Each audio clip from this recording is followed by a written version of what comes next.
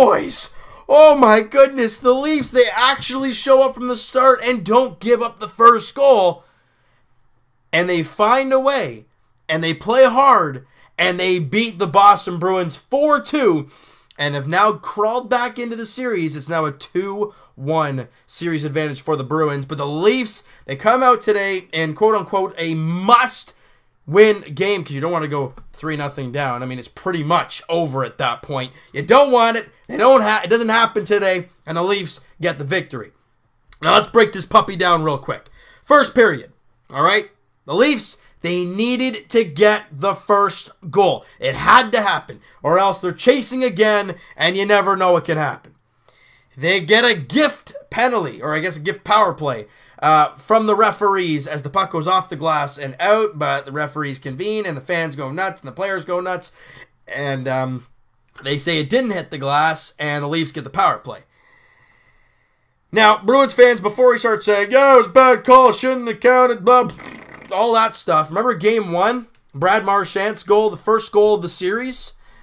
First off, that goal was offside. Now, the Leafs didn't review it because it was so close. It was so early in the game. He didn't want to waste a review, and was there 100% distinctive evidence? Babcock probably didn't have a look at it. We didn't find until halfway through the game that was actually an offside goal. So that was that. And the Leafs get a gift today. So I understand you're frustrated, but so were we in that one. So, evens out. And then 7 seconds into the power play, JVR in his office. Bozak centers the puck. I think Zdeno Chara was right on the back of JVR. Not very physical, though. As JVR gets a stick on the centering pass from Bozak, it gets into the back of the net. I think it was underneath the glove or the blocker of Tuukka Rask, and the Leafs got the 1-0 lead. Big goal there to get your team in front. And that's how the first period ends. They scored with just 2:55 to go in the first big late period goal, and you got the lead. Second period, early on, a point shot from Adam McQuaid and Freddie. Freddie, bud, you haven't really been good in this series. He hasn't had help, but he hasn't looked good either. Your team gets you the first goal and you let in a softie. Oh my goodness, Freddie. But 43 seconds after that, a ridiculous bounce pass off the boards from Morgan Rielly to the tape of Mitch Marner, and it kind of, hops on him. It gets up in the air. He smacks it down right to the tape of his stick. And a nice feed to Patrick Marleau. Now, tough play for Patty. He had a guy draped all over him, finds a way to get a stick on it and doesn't shoot it, but redirects it into the back of the net. Leafs got the lead back 2-1. All right, we're in business. 3 minutes after that, Chara down the left wing side. Looks like he's going to go around the back of the net. Oh, Freddie. You're kidding me.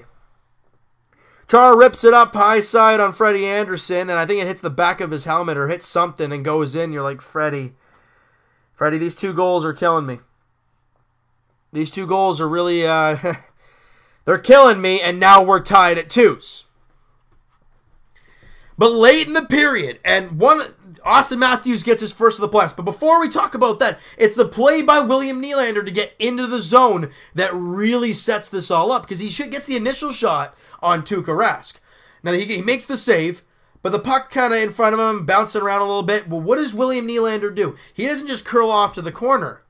He goes right to Tuukka Rask and gets all up in his face, knocks the puck, and it gets to the corner. Doesn't let him freeze the puck. Then things get crazy. Willie gets another chance, misses the net by about that much. Then he circles around back to the point, down low to Matthews on the half wall, and Matthews just rips it top cheese, posting in on Tuukka Rask, and the Leafs got the lead back 3-2. And after that goal, I'm like, Freddie, this is your game, bud. Let's go. And I think he heard me, because he just plays a stellar third period. Now, the Bruins, yes, they played a great game, and they outshot the Leafs, and they probably outchanced the Leafs, but you know what? It's what goes in the back of the net that counts. And for Leaf fans, the first 2 games, I wasn't saying that the Leafs played better than the Bruins, because they didn't. But the chances the Bruins had, yeah, the Leafs got lucky a few times. But so did the Bruins. Kapanen hit another post, right? He could have scored there. And we all remember what happened in Game 2 when Kapanen had a breakaway shorthanded.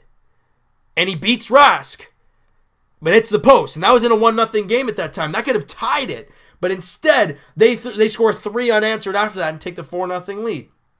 It's the turning points. You gotta fire it in the net. The Leafs also hit a couple posts in the game as well. Not like it was just the Bruins that was happening to.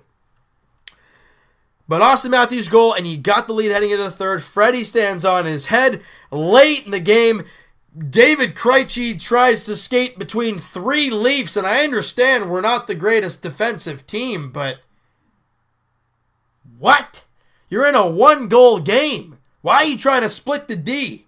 Split 3 guys. Instead, turns the puck over, Marner to Marleau.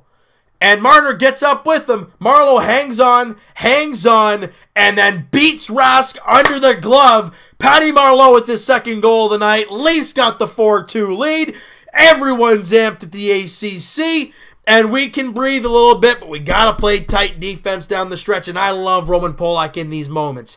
And I got to say, that was probably one of the best games I have ever seen from Morgan Rielly. I mean, he was being physical, he was being a pain, and he was also using his legs. He's a great skater when he uses them. And today, he was going all up and down the ice, takes a shot, curls around, goes back into his defensive position. He was great. And we'll get to Brad Marchand in a second, because what's a video without talking about that little rat? The Leafs get the win. Freddie makes a ridiculous save on David Pastrnak. And I mean, look, that's probably the save of the playoffs, but it was so lucky. I mean, I was like, oh my goodness, Freddie, what a save. But really, he has the whole net to shoot at. Freddie just sticks his stick in front of the middle of it, and he fires at his stick. I wouldn't say it's skill, it's more or less luck, but he put his stick there, and he rifled it right at it on the goal line. I mean, wow. Freddie Anderson does his thing in the third period, flops around, makes some big stops, but the Leafs got to clean that stuff up in the third period. They can't sit back too much. Shots were 18-7 in the third period. Yeah, they outshot us 42 to 30, but you put that into perspective, the third period, they needed a goal. They were firing everything at Freddie. They had 11 shot differential. So you look at the game, okay, only really, a 1-shot difference between the first 2 periods. It was a tight first 2 periods. Leafs got the lead in the third. They were holding on, and they got the win. Now, Brad Marchand late in the game, guys, and we all know the antics he's done in the first couple games. We saw earlier in the game. He falls, and Andreas Janssen hits his knee, and, I'm thinking, he didn't intend to do that. Then I see him skating around, and he's got a huge smile on his face. Why is that? There's no need for smiling when you just about injured a guy. Luckily, Andreas Janssen does not miss a shift, I don't think. If he does, he misses 1, and he's back on the ice, no problem.